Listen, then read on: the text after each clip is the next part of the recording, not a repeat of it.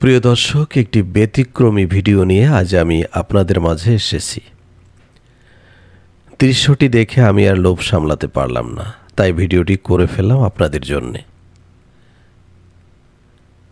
এক ঝাঁক বাচ্চা মাছ তার মা এবং বাবা দুজন মিলে পাহারা দিচ্ছে, কোনোভাবেই যেন শত্রুরা আক্রমণ করতে না পারে বা খেয়ে ফেলতে না পারে।